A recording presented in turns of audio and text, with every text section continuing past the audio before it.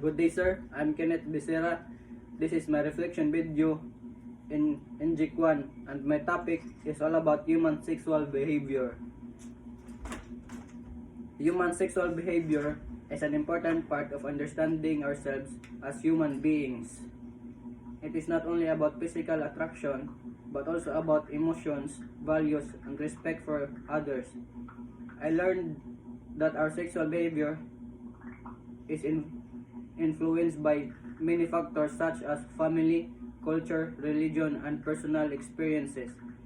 This topic taught me the importance of being responsible and aware of our actions, especially making decisions about relationships and intimacy.